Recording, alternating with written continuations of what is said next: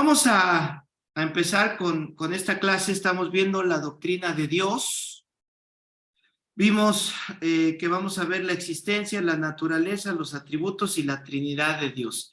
Y referente a la existencia fue en lo que nos quedamos. Yo les hablaba de un concepto muy profundo. Solo lo empezamos, no lo terminamos. Y este concepto profundo es el concepto de la preexistencia de Dios. La preexistencia de Dios. La preexistencia es un concepto muy elevado de entenderlo, esa es la verdad. Es muy elevado tratar de entender la preexistencia, pero es más improbable, es menos, no es lógico hablar de una autocreación, por ejemplo. Suena bonito ser autocreado, pero la autocreación en sí se niega, porque ¿cómo puedes crearte sin antes ser creado, verdad? Entonces, hablar de que Dios es autocreado, pues genera este conflicto lógico. Lo que sí podemos decir es que, por definición, Dios es preexistente, existe antes que todo y ha existido antes que todo. Y este concepto no viola ninguna ley racional. Si lo tratamos de entender detenidamente, no viola ninguna ley lógica ni tampoco una ley científica. Es algo racional y válido. Pero hablar de la autocreación es así, al contrario, es así, viola las leyes racionales, las leyes lógicas, las leyes científicas. Entonces, vamos a ver Hechos capítulo 17, verso 22, por favor. Hechos 17, 22.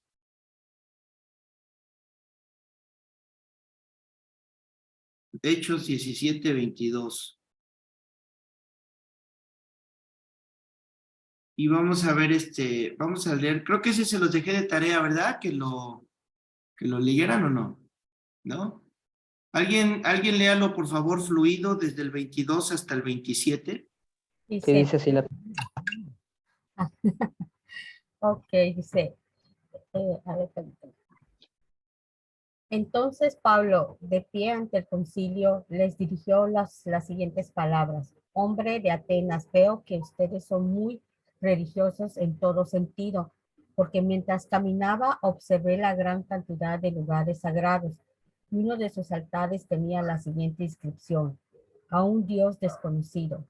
Este Dios a quien ustedes rinden culto sin conocer es el de quien yo les he hablado. ¿Hasta el 25 pasó? 27. Gracias.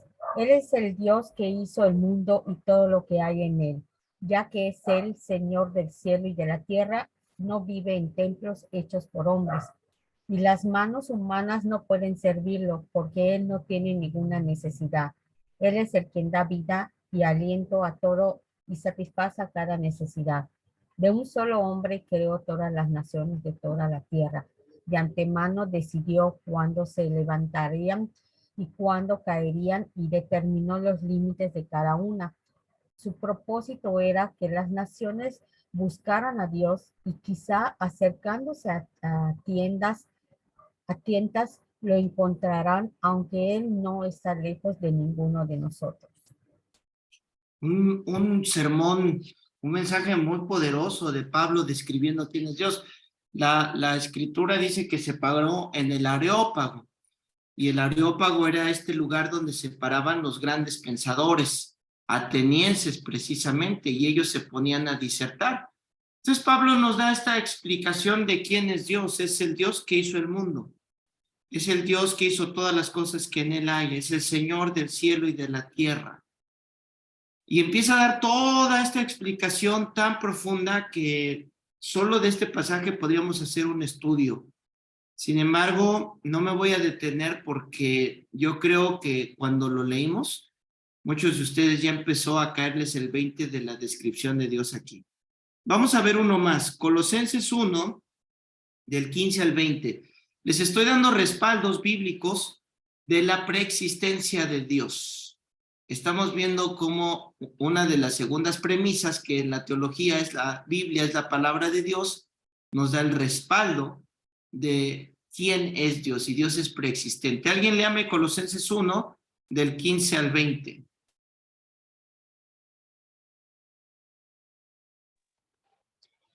Él es la imagen del Dios invisible, el primogénito de toda creación, porque en él fueron creadas todas las cosas, las que hay en los cielos y las que hay en la tierra, visibles e invisibles, sean tronos, sean dominios, sean principados, sean potestades, todo fue creado por medio de él y para él. Y él es antes de todas las cosas, y todas las cosas en él subsisten.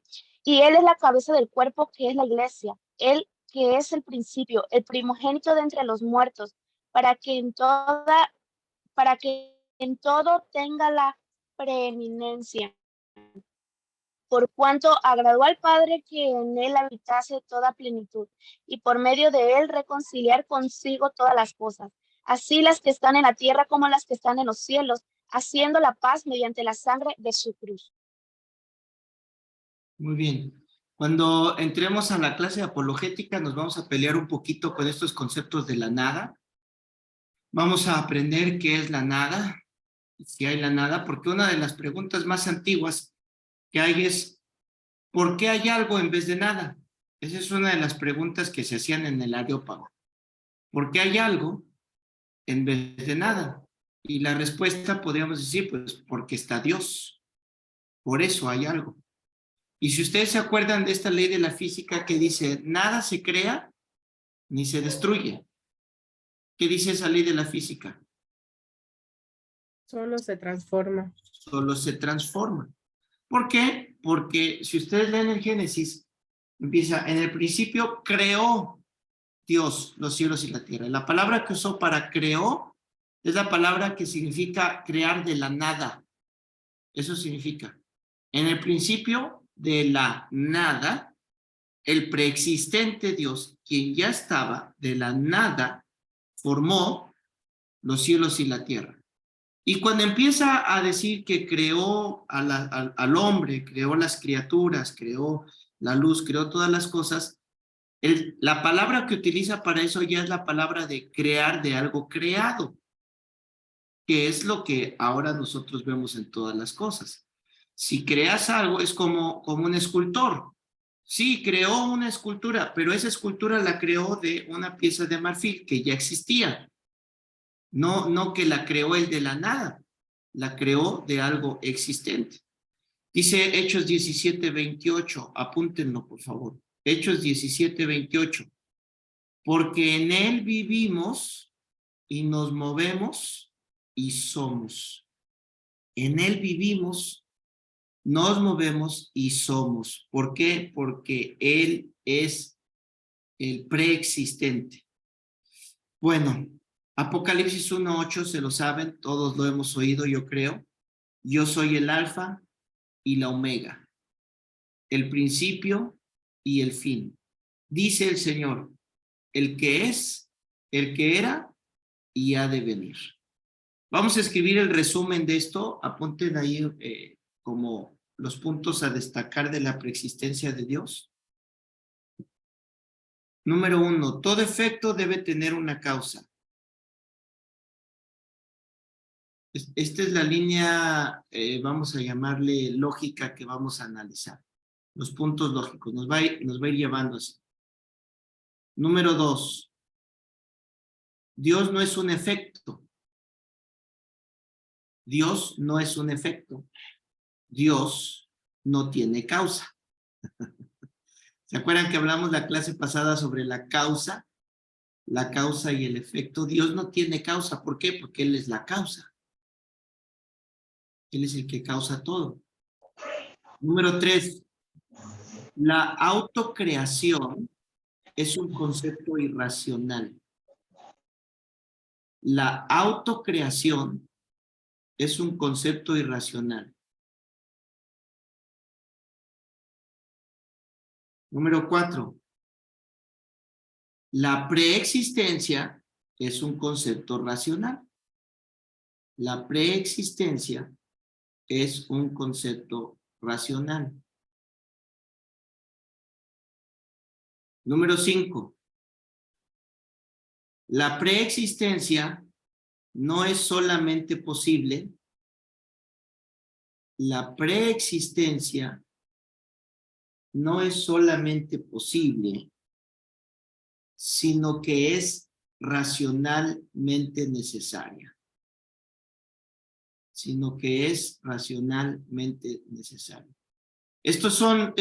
Vamos a llamarle el resumen de la preexistencia de Dios. ¿Ok? Si ustedes vienen a estos pequeños guiones que les acabo de dar, les va a ayudar mucho para entender lo que acabamos de ver. Ahora, vamos a ver algunos argumentos.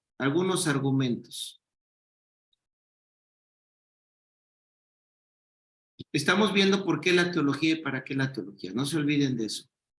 Pongan un guión o un inciso, algo que identifique un listado. Convencer a las personas que busquen sinceramente a Dios. Estos son los argumentos de la preexistencia de Dios. ¿Por qué es importante saberlo? ¿Por qué es importante que lo entendamos? ¿Por qué necesito entender el concepto de que Dios existe antes de que todo exista? Porque eso me va a ayudar a convencer a las personas a que busquen sinceramente a Dios. ¿Se acuerdan cuando Jesús habla con los fariseos? Lucas 16:31. Apúntenlo, por favor. Lucas 16:31. ¿Qué tal andan con su esgrima bíblico? ¿Andan rapidones o andan lentones? ¿Rapidones? A ver. Lucas 16:31. Mas Abraham le dijo: si no oyen a Moisés y a los profetas, tampoco se persuadirán, aunque algunos se levantaren de los muertos. ¿Qué debemos de hacer nosotros? Convencerlos. Yo he oído muchas personas, no me malentiendan este comentario, Creo que ya a estas alturas entienden que no soy un pastor espantado ni religioso.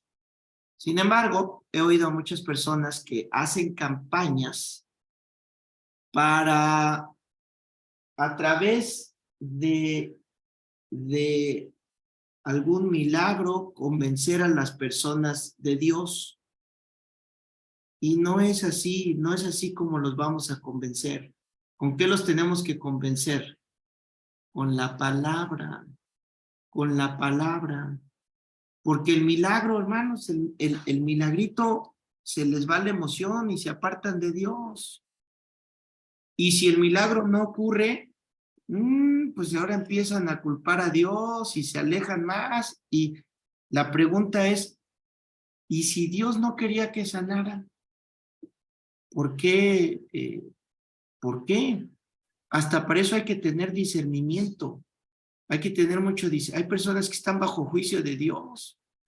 Entonces llegamos nosotros y nos creemos más que Dios al decir, ¿no? Que le quite el juicio que tiene. O lo que Dios esté buscando a través de esa enfermedad o lo que sea.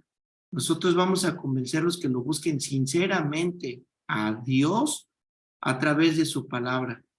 Y acuérdense, cuando estaban en el horno de fuego, ¿se recuerdan? Los amigos de Daniel, que le dijeron, mira, querido rey, sábete muy bien esto, que Dios nos puede librar de este horno, ¿se acuerdan? Dios nos puede librar de este horno, pero si no, ese verso me encanta, pero si no, entonces, ¿qué? ¿No? De todos modos, Él sigue siendo Dios. Hay una película muy apasionada, me gusta mucho, se la recomiendo ver, se llama Enfrenta a tus gigantes, algo así. Es de un coach de fútbol americano que inspira a sus jugadores. Y en una de sus tazas, que yo tengo la mía, en una de sus tazas dice que se mandó a hacer él: si ganamos, glorificamos a Dios. Si perdemos, glorificamos a Dios. ¿Verdad? En todo tiempo le damos gloria y eso enseñamos a las personas. ¿Sale? Lo que me lleva al siguiente punto. El siguiente punto es fortalecer la fe de los que creen en Dios. Fortalecer la fe de los que creen en Dios. Yo creo que muchos cristianos pasamos una etapa donde quizás haya un poquito de duda, donde quizás a veces digas, ¿me escuchará Dios? ¿Dios estará conmigo? ¿Sabrá de mí? ¿Me estará ayudando en esto que estoy pasando? Cuando nosotros entendemos quién es Dios, cuando nosotros entendemos su poder, definitivamente podemos fortalecer a otros. Hace varios años, muchos años atrás, estaba yo llorando el haberme ido de mi casa, renunciar a mi trabajo, dejar atrás muchas cosas para servirle al Señor de tiempo completo. Y no estaba orando, la verdad, solo estaba de chillón quejándome por la situación en la que estaba viviendo. Entonces empecé a oír ruidos afuera de mi casa, me empezaron a gritar, que bajara, que me asomara. Cuando me asomo, una persona había golpeado mi carro y los hermanos, las personas de ahí lo vieron y lo detuvieron porque se iba a dar a la fuga. Lo detuvieron para que pagara el golpe que le dio a mi carro. Y cuando bajo para ver el golpe, lo único que le rompió a mi carro fue el espejo retrovisor. Cuando veo el espejo retrovisor roto, viene la voz de Dios que me dice, no es tiempo de mirar atrás. Cuando me dijo eso, después de yo estarme quejando de todo lo que dejé, yo allá tenía y yo allá hacía, el mensaje de Dios fue contundente. Yo necesitaba algo así y Él lo sabía. Entonces, ¿qué es lo que hace Dios? Que Él nos responde de una manera que se asegura que tú recibas el mensaje, que tú sepas que Él está al control y al cuidado de sea lo que sea que estás pasando. Número 3, enriquecer nuestro conocimiento de la naturaleza de Dios. ¿Por qué es importante esto? Para enriquecer nuestro conocimiento de la naturaleza de Dios. ¿Ok? Pongan un subtítulo y escriban evidencias, señales o pruebas. Evidencias, señales o pruebas.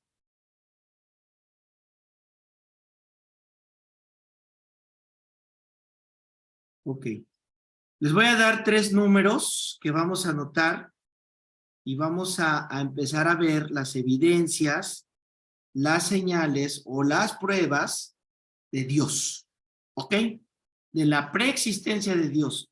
Si llegan a ver que digo la existencia de Dios, bueno, entendemos, ¿verdad que ya entendimos que hablar de la existencia de Dios es la preexistencia de Dios? ¿Verdad que sí? Ah, bueno. No me vayan a salir muy de esos que cuelan el mosquito y que ven cada fallita y me vayan a estar diciendo, se equivocó, se equivocó, se equivocó. ¿Ok? Bueno, vamos. Número 1, la creación física. La creación física. Número 2, la naturaleza del hombre. Número 2, la naturaleza del hombre. Y número 3, la historia humana. La historia humana. ¿Ok?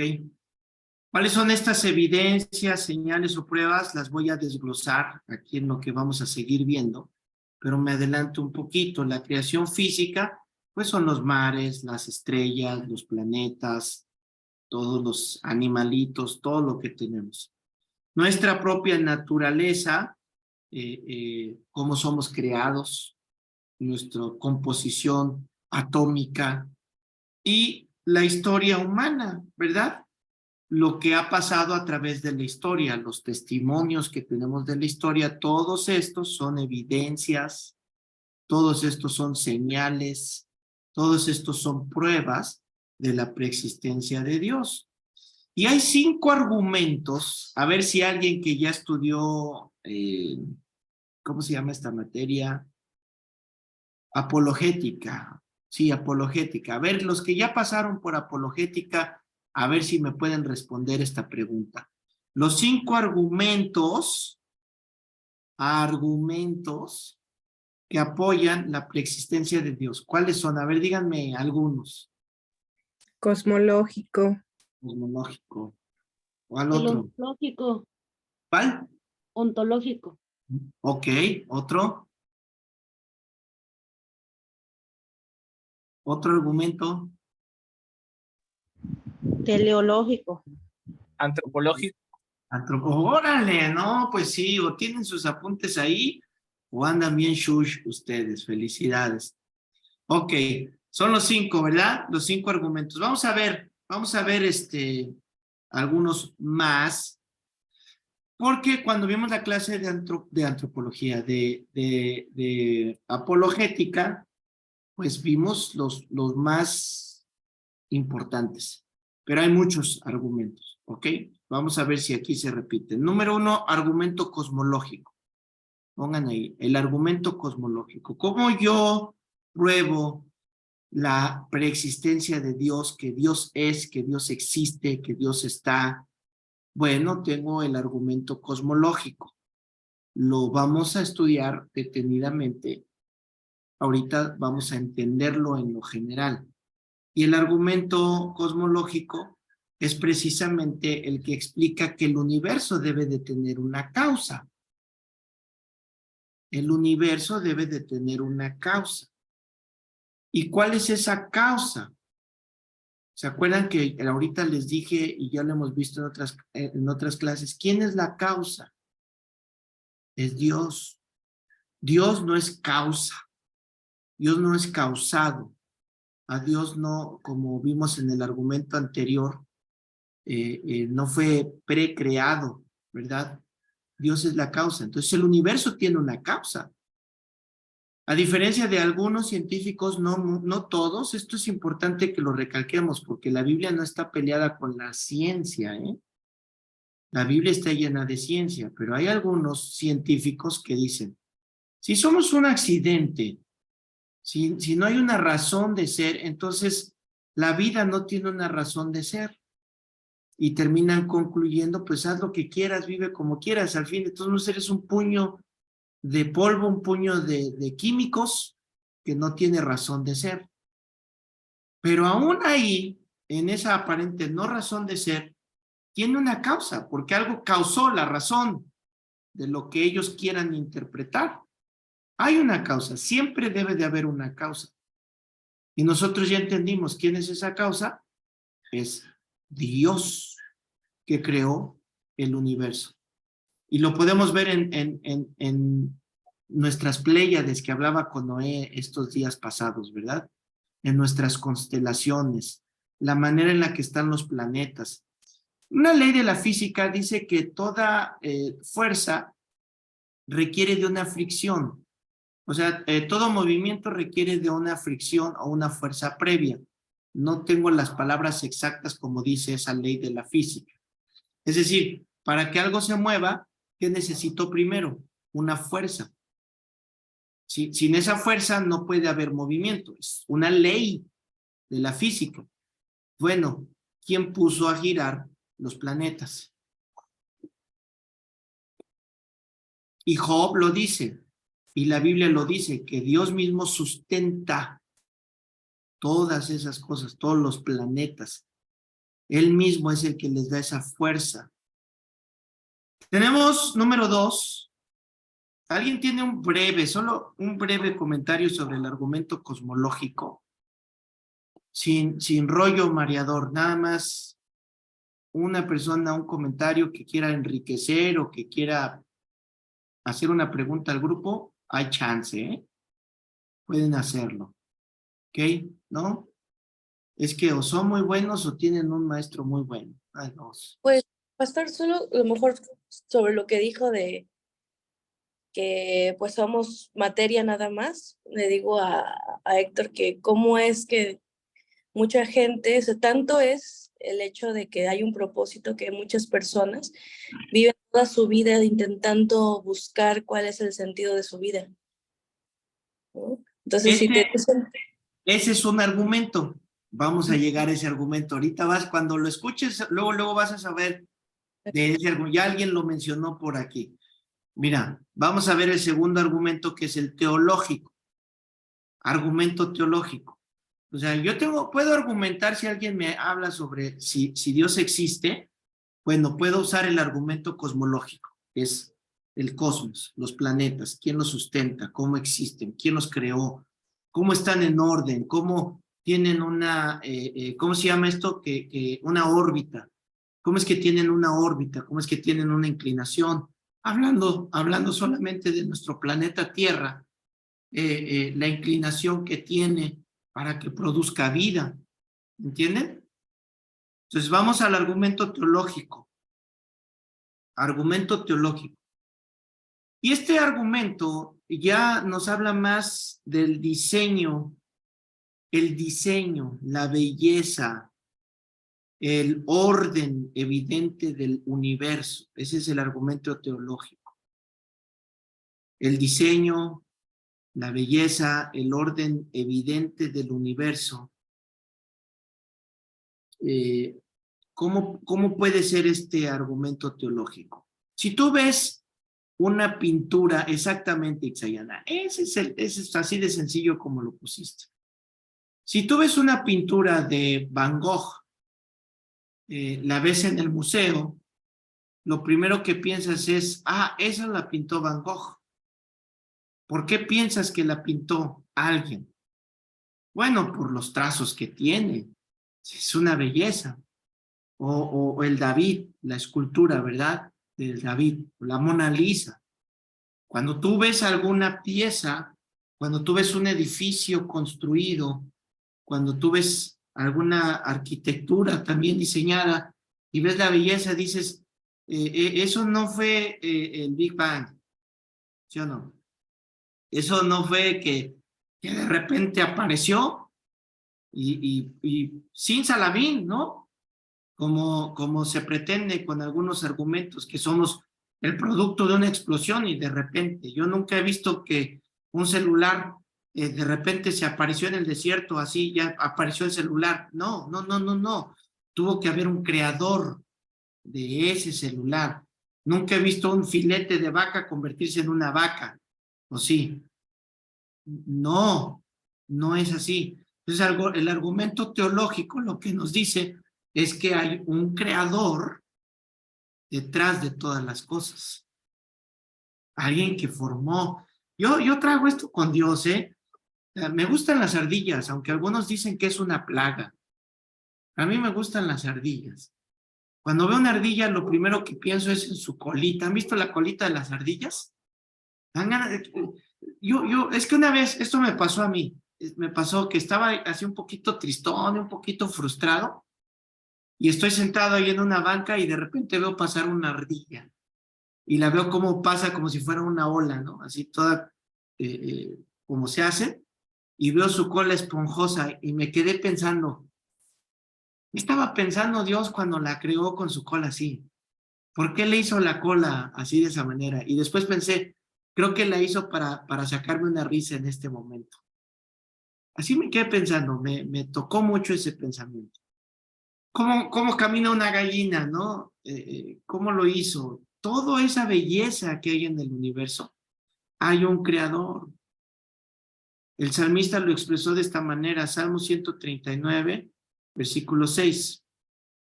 Salmo 139, versículo 6. Tal conocimiento es demasiado maravilloso para mí. Alto es, no lo puedo comprender. Y el Salmo 139 precisamente está hablando de la creación del hombre, de la creación humana. Y es que en serio, los arquitectos, los ingenieros han estudiado el cuerpo y ellos mismos dicen, es que la manera, los sistemas que tiene nuestro cuerpo, los sistemas de defensa, la manera en la que está conectado nuestro cerebro, cómo funciona nuestro nuestro órgano, nuestro corazón, una máquina que no para. Díganme, ¿qué máquina conocen ustedes que no se queme, que no se eche a perder con unos cuantos años de estar trabajando? Es una máquina que toda tu vida está trabajando. ¿Cómo funciona? ¿Cómo transporta la sangre? ¿Cómo se regenera nuestro cuerpo? ¿Cómo va creciendo? Nuestro diseño de ingeniería, los dedos que tenemos. Trata de hacer algo sin los pulgares. No puedes. Son tan necesarios los pulgares como tus dientes son necesarios. Cada parte de nuestro cuerpo tiene una función que el salmista, cuando está describiendo cómo fuimos creados, este versículo 6 les aseguro que no lo escribió así como yo lo leí. Tal conocimiento es demasiado maravilloso para mí.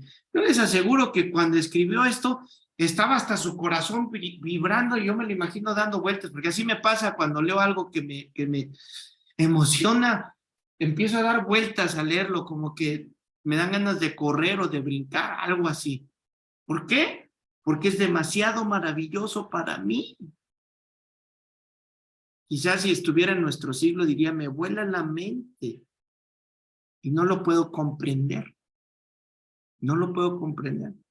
Ese es un argumento para decirle a las personas la existencia de Dios. Hay un creador, hay un ingeniero, hay un arquitecto que diseñó toda nuestra funcionalidad y nuestra ingeniería. ¿No te emociona eso?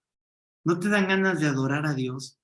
Así de agarrar ahorita tu guitarra o lo que tengas. Y si hay alguien aquí músico, aprovechen esos momentos así y ten un lápiz a la mano y escribe lo que te venga, porque ese es el salmo. Eso es un salmo, una experiencia que estás viviendo. Cuando estás en el cántico nuevo, empieza a pensar, ¡oh, Señor! ¡Wow! Hay veces que yo no me gusta hacerlo público porque cuando yo escucho mi cántico nuevo, hay unos que tienen muy buena palabra, ¿verdad? Para decir y una lírica muy bonita. Y cuando yo me escucho mi cántico nuevo, yo nada más estoy así de, ¡wow! ¡No! ¿Verdad? Y digo, si ese fuera mi cántico así con la guitarra, no, pues se espantarían muchos. Mejor me lo reservo yo solo con Dios.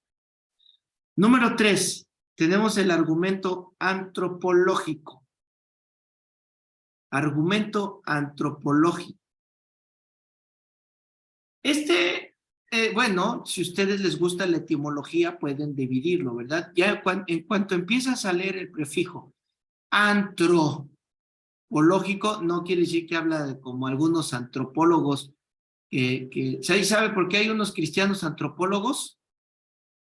Porque se van al antro, ahí andan de antropólogos, pero no, no se refiere a eso, ¿verdad?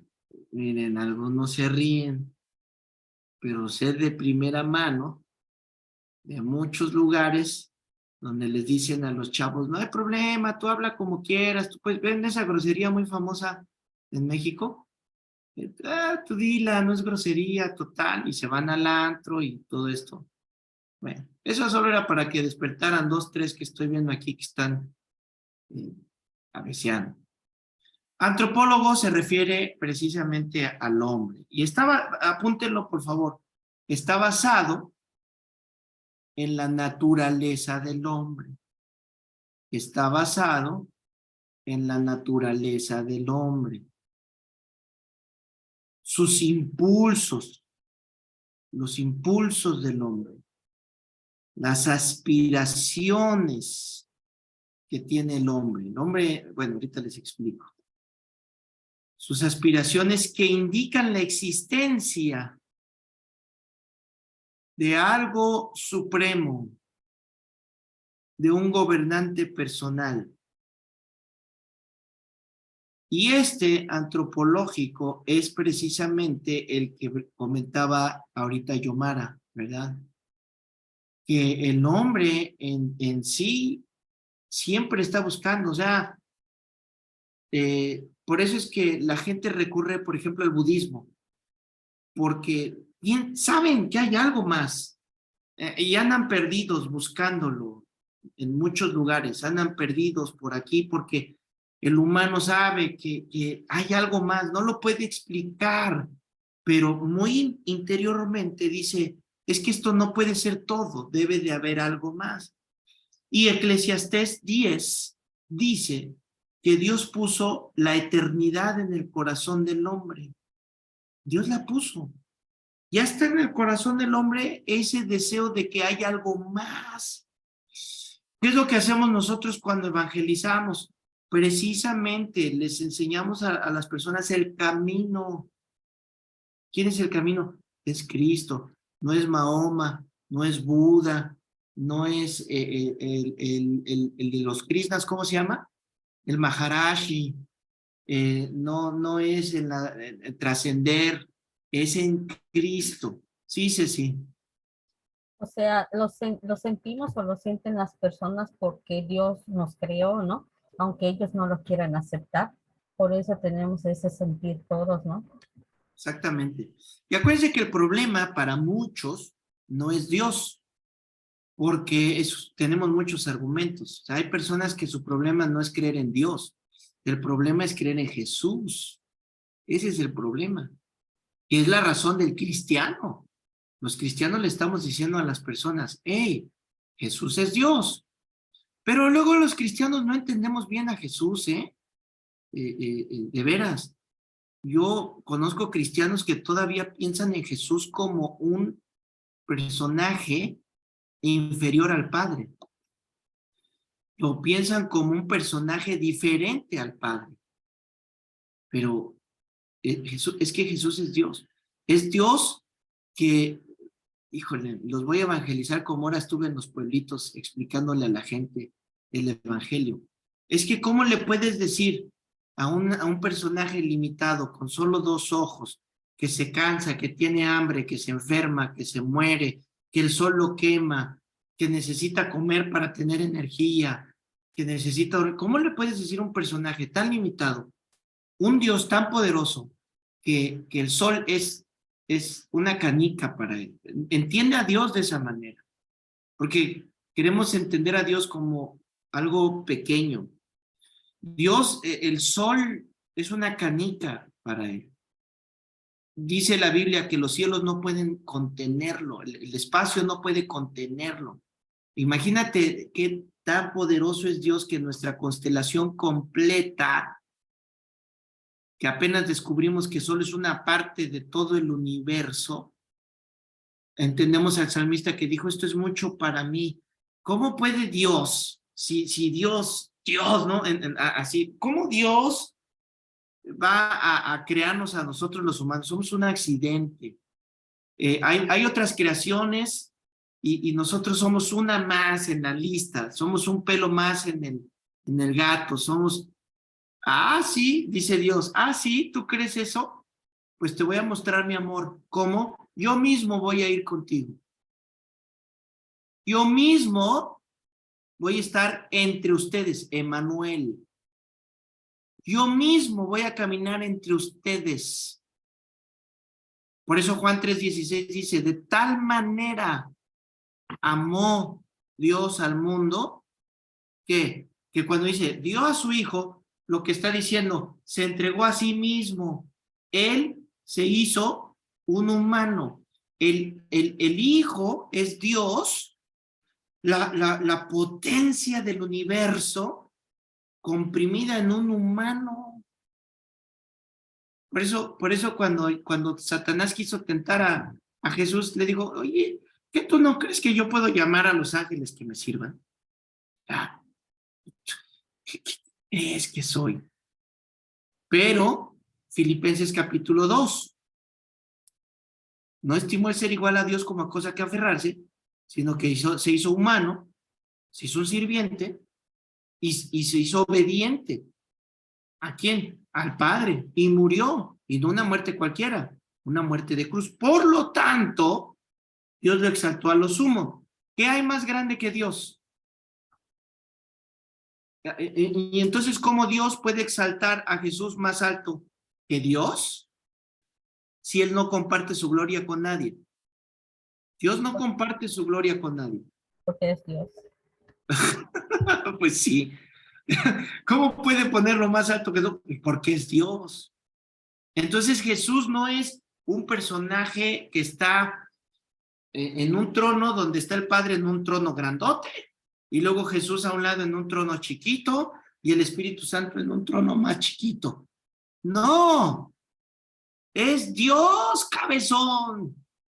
Es Dios que se hizo humano precisamente para que lo pudieras entender, para que lo puedas comprender, para que entiendas quién es Dios. Por eso les digo que hay todavía muchos cristianos que entienden, que no entienden quién es Jesús y lo siguen viendo como un humano. Lo siguen viendo como una tercera persona, como la segunda persona.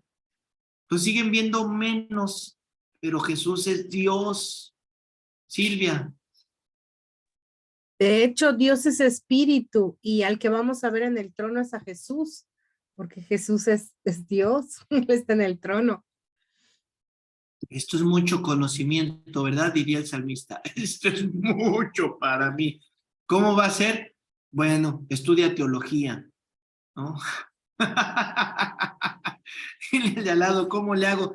Pues estudia teología para que entiendas quién es Dios. Entonces, bueno, ya nos tardamos en este argumento antropológico. Pongan Salmo 42, verso 2.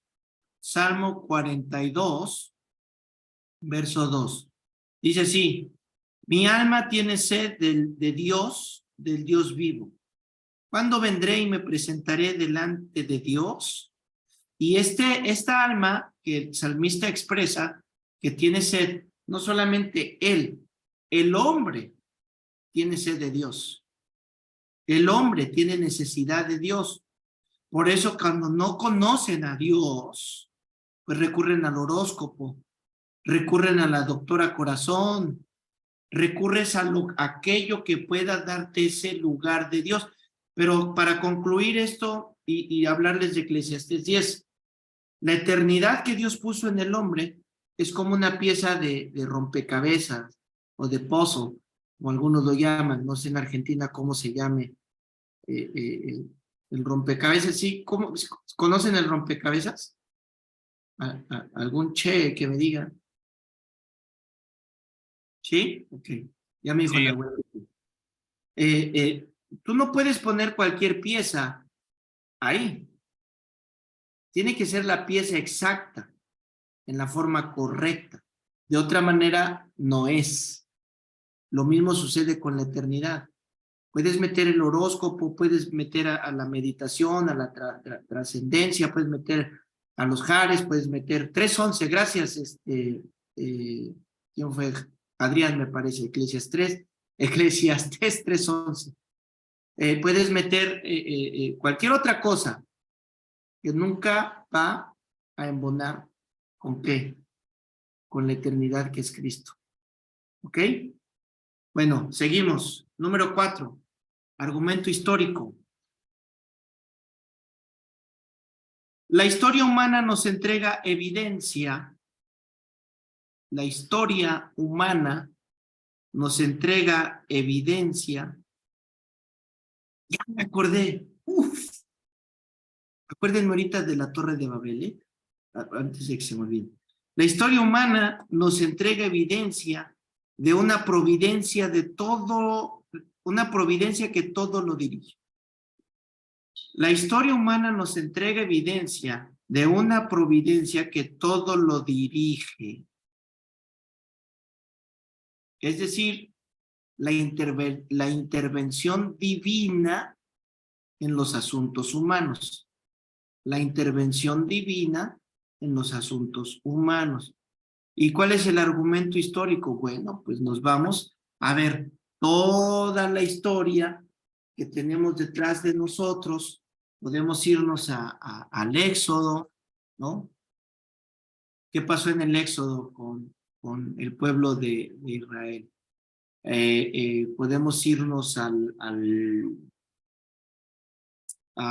cuando la inundación, el diluvio, podemos ver el diluvio ahí, podemos irnos a Sodoma y Gomorra, que ya se encontraron pruebas de una, dicen los científicos, el equivalente a una explosión nuclear en esa zona. O sea, para que haya caído el fuego que fundió, imagínense, eso es el equivalente a eso. Entonces, el argumento histórico, pues es nada más que eso, irnos a toda la historia y encontrar el movimiento de Dios, la presencia de Dios durante los procesos de la humanidad, que estos son, muchísimos argumentos. Y solo para dejarlo grabado y que no se me olvide, porque hace como 4 días tenía esta plática con alguien, era sobre el tiempo de Babel, es que hablaba sobre el lenguaje inclusivo. Y la Biblia dice que en los tiempos finales habrá una moneda, ¿verdad? Habrá una sola moneda. Habla ya de algo, ¿cómo se dice cuando ya todos los gobiernos están unidos? Cuando estamos interconectados los gobiernos. ¿Cómo se me fue la palabra? Ya está ahora mismo. El nuevo orden mundial, la globalización. La globalización, esa es la palabra, globalización, ¿verdad? Donde ya va a haber un líder para los problemas globales que tenemos, pero también nos habla de una lengua, y yo me quedé, esto es solo entre nos, esto le ponemos un paréntesis ahí a la clase de teología, pero yo me quedé pensando en la Torre de Babel. ¿Cómo va a ser eso de una lengua? Yo siempre he pensado, pues el inglés, ¿no? Todos tenemos que hablar inglés porque pues, es lo que rige a los negocios, pero después me quedé pensando, y ahora con esta onda de que están cambiando el lenguaje y que quieren que hablemos así tan feo como ese, ya saben, ¿no? Que ella y que yo no me identifico de una manera, de otra, me quedé pensando, ¿y si esa será la lengua que habla la Biblia? Que ya nos cambiaron todo. Bueno, cierro el paréntesis, eso no es parte de la clase, solo quería que se quedara ahí grabada. Número 5, el argumento religioso. El argumento religioso. El argumento religioso consiste que la creencia de Dios es universal. La creencia de Dios es universal. Y la religión es la búsqueda de algo superior. La religión es la búsqueda de algo superior. Ahora, quiero hacer una anotación aquí sobre el concepto de religión. Porque sí, el concepto de religión puede concebirse de diferentes maneras. Como la búsqueda de algo superior, como lo vimos aquí. Santiago describe que la verdadera religión, ¿cuál es? Visitar a las viudas, huérfanos. Ayudar a los pobres, ¿Ya? visitar al enfermo. Y también la religión en su concepto general es el hombre buscando acercarse a Dios. Esa es la religión. El hombre buscando acercarse a Dios. Por eso es que el cristianismo no es una religión. Porque ¿qué es el cristianismo? Una relación con Dios. Es Dios buscando al hombre. Romanos 5:8. Mas Dios muestra su amor para con nosotros que ¿qué? Que siendo Que son pecadores. pecadores. O sea, la religión trata de hacer algo para encontrar a Dios y para tener el favor de Dios, para tener la salvación de Dios, etc. Pero ¿qué entendemos el cristiano? No hay nada que puedas hacer. Nada que puedas. ¿Qué le puedes dar a Dios si todo lo tiene? ¿Qué puedes hacer para ganarte el favor de Dios si no necesita nada? O sea, el cristianismo es eso. Efesios capítulo 2. No es por obras. Es Dios que buscándonos. Entonces quería hacer esa anotación sobre la religión para que no te encierres en una sola definición. ¿Ok? Sigo con el concepto que les estaba dando. Bueno, y la religión es la búsqueda de algo superior. Entonces, ¿qué quiere decir esto? Voy a ser superlativo, hiperlativo, ¿ok? Voy a ser exagerado para que me entiendan. Todo mundo cree en Dios, ¿ok? Eso es lo que dice este. Todo mundo cree que hay Dios, pero cada quien cree a su manera, ¿ok? Y la gran mentira del diablo, fíjense lo peligroso de este concepto. Todos los caminos te llevan a Roma. Fíjense lo diabólico de este dicho que es muy popular. Número 1, está equiparando que llegar a Dios es llegar a Roma. ¿Ok? Pero, pastor, la gente dice, todas las religiones te llevan a Dios. Es lo que la gente dice hoy. Exactamente. Ahora, mentira número 1, no es allá, no es a Roma. Y número 2, ¿todos los caminos te llevan? No. ¿Quién es el único camino? Jesús. Aleluya, hasta oigo el nombre y se me paran los pelitos, ¿verdad? El único camino es Cristo, pastor. Ahí está. Entonces, pues este argumento, aunque es muy amplio, es un argumento que podemos utilizar, ¿verdad? Como tantas personas creen que hay un Dios.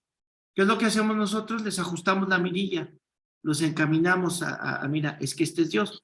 Por eso yo pienso que con el catolicismo, por ejemplo, con el catolicismo, yo no me quejo, la verdad, quienes venimos de un trasfondo así, un poco, como sea, porque de alguna manera hay un conocimiento. Y yo digo, ya me hicieron la chamba de mucho tiempo de estudio, y ya nada más es ajustarles para que entiendan quién es Cristo, quién es Jesús. Héctor. Sí, yo le quería cambiar lo que dice, que todos los caminos llevan a Roma. Yo antes, pues, siempre decía, preguntando se llega a Roma. Entonces, es totalmente diferente, porque cuando preguntas y tienes la oportunidad de que alguien te diga cómo llegar a Roma, entonces ahí es donde agarras el verdadero camino. Exacto. Es bueno ser curiosos, pregunten. A tiempos atrás decíamos que es por fe y te callas, ¿verdad? Y por eso es que hay tanta ignorancia. Y es bueno, la Biblia tiene respuestas. Bueno, vamos a dejarla aquí. La próxima clase vemos la naturaleza de Dios. Espero con todas mis fuerzas que hayan aprendido algo de Dios hoy, que hayan conocido algo de Dios. ¿Por qué? ¿Cómo puedes amar a quien no conoces? ¿Cómo podemos decir que amamos a Dios si no sabemos quién es? Si no lo has aceptado. Bueno.